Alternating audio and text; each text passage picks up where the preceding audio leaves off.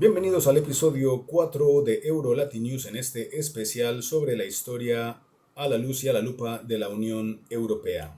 Continuamos con el relato diciendo que el patriota francés y europeo, el general y expresidente Charles de Gaulle, entra en ese momento de la historia para presentarse como un defensor de Francia y de Europa, para ser una piedra en el camino de todos los globalistas, otanistas, que implantan las primeras órdenes de un nuevo mundo después de la finalización de la Segunda Guerra Mundial. Para De Gaulle, lo primero siempre fue Francia.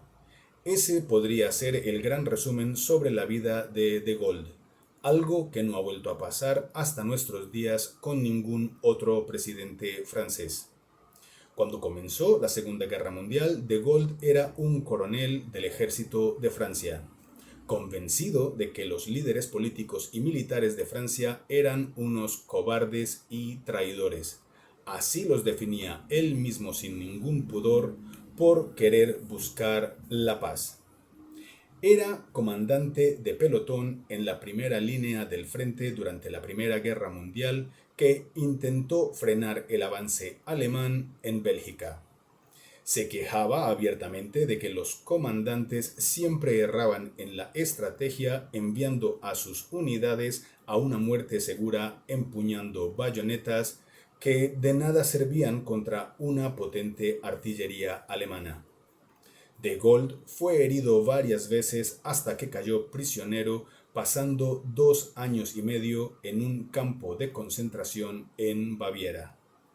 Allí aprende a hablar alemán y escribe su primer libro titulado La casa del enemigo dividida y publicada en 1924. Allí leía el periódico y se dedicaba a dar conferencias a las personas de esa prisión. De dicha prisión intentó fugarse hasta en por lo menos 5 ocasiones, pero el hecho de medir 1,95 dificultó su labor.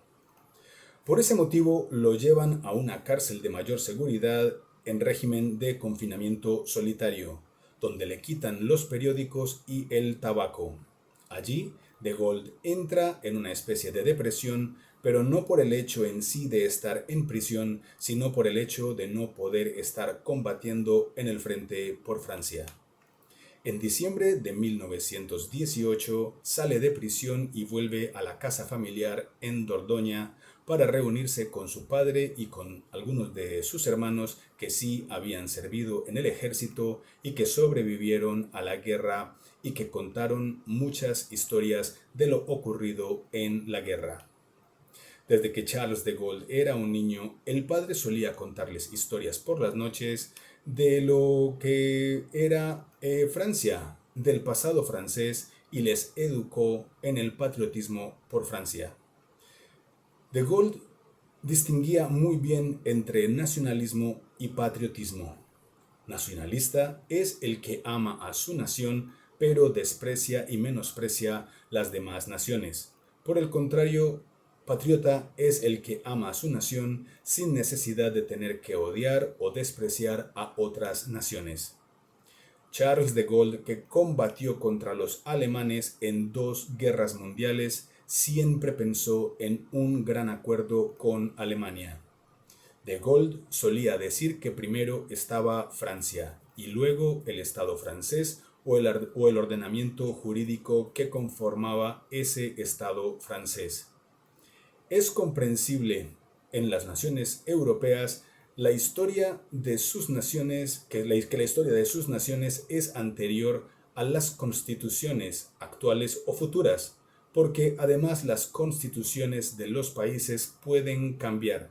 De hecho, desde aquel entonces, las nuevas constituciones de los países europeos se empiezan a modificar para favorecer la entrada de esas organizaciones supranacionales más conocidas hoy en día como globalistas. Aquella Navidad fue dura en la casa de los de Gaulle, sobre todo para el propio Charles, que por una parte había podido volver a casa, pero le hervía la sangre de escuchar las historias de sus hermanos. Para Charles de Gaulle, un hombre nacido a finales del siglo XIX, criado en una familia patriótica, formado en colegios católicos y que bebió de valores como el honor, la patria, para quien el concepto del deber no implicaba ser servil con los superiores porque para él el honor era el valor superior.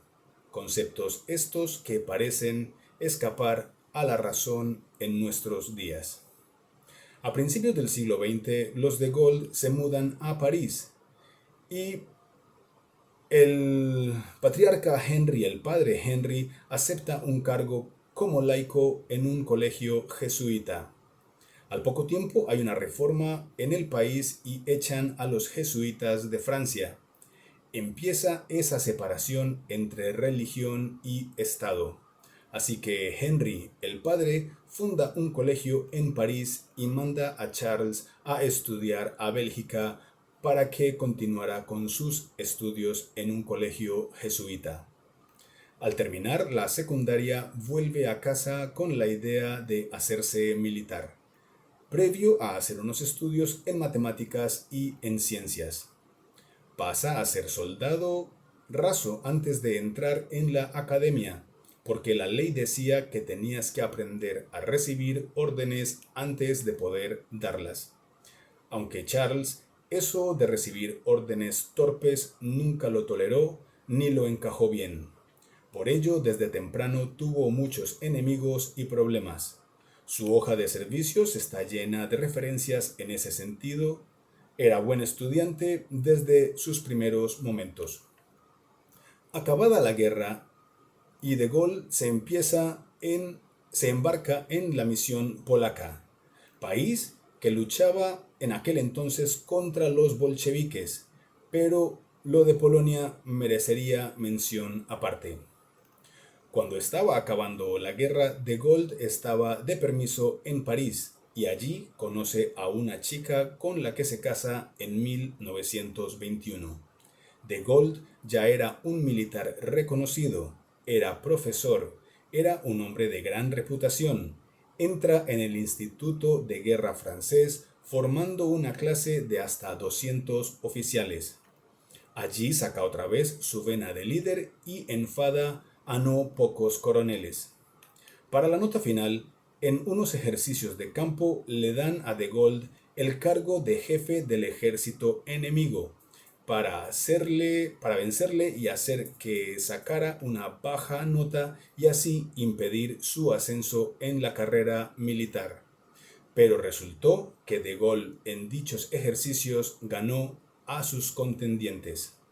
Al final del curso, los instructores le querían aprobar con la nota mínima para, como ya he dicho, impedir su ascenso en la carrera militar. Entonces llega en su ayuda un hombre que era un héroe de guerra en Francia, aunque luego pasaría a la historia como un traidor, el coronel Philippe Pétain, quien mejora sus calificaciones para que así Charles de Gaulle pudiera ascender en esa carrera militar. Años después, el señor Pétain rompería relaciones con de Gaulle tras ser el comandante que entregó a Francia a los brazos de Hitler.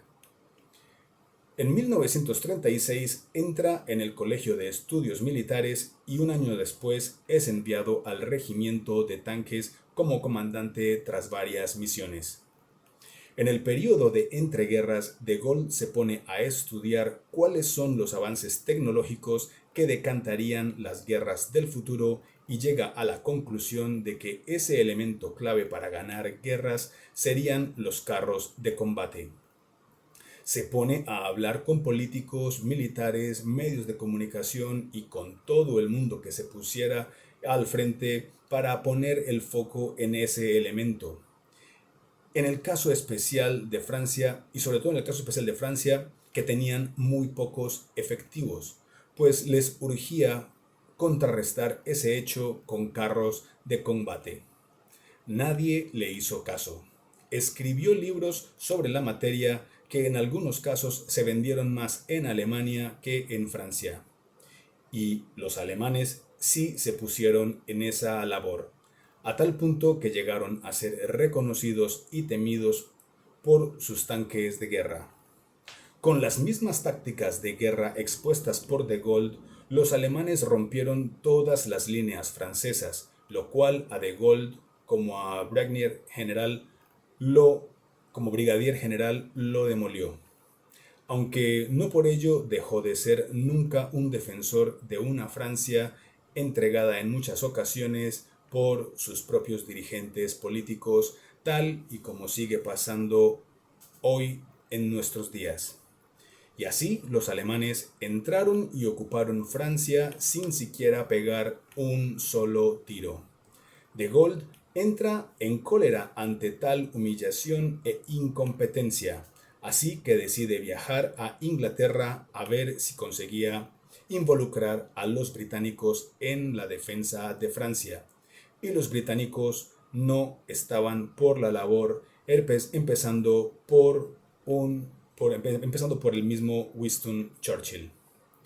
Las banderas alemanas empezaron a ondear por gran parte de toda Francia, incluido en el Arco del Triunfo y en los Campos Elíseos, y así fue durante los siguientes 4 años. Allí estuvo en ese momento de embajador el señor William Ballet, quien fue el que ayudó a cazar a Monet en Rusia.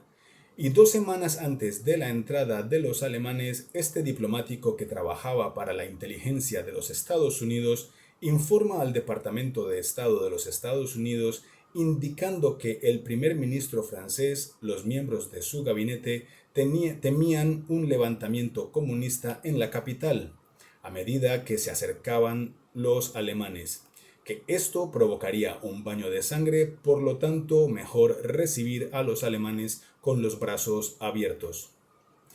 Después de que los dirigentes franceses decidieran entregar a Francia a los alemanes, de Gaulle, ya siendo general, hace la transición de militar a político. La clase política le cede un poco de terreno para que actúe, teniendo en cuenta que era el único que había enfrentado con cierto éxito a los alemanes. Ya en grandes esferas de Francia se habla de tú a tú con los generales y con todos los dirigentes políticos y les convence de que había que llevar a Francia a la victoria. Se consolida como líder de todos los militares. De Gaulle, de cara al extranjero, era una parte de la resistencia en la cual él no era nadie. No contaba con el apoyo de Churchill. De hecho, Churchill le hundió una flota a los franceses en una base en el norte de África. Pero aún así, de Gaulle se va para el Reino Unido y se planta en los estudios de la BBC y no se mueve hasta que no le dejan pasar a leer su mensaje. Era un mensaje de llamamiento a la resistencia que en ese momento no llama a casi nadie, pero que luego se convertiría en un hito y como el principio de la resistencia. Así pasan 3 años en los que soportó que británicos y estadounidenses quisieran quitarlo en favor de otro general más idóneo, pero de Gaulle sigue imponiéndose porque de Gaulle es el único que en realidad es capaz de crear una resistencia dentro de Francia. Lo dejamos en este punto y continuamos con el siguiente capítulo a continuación. Les espero.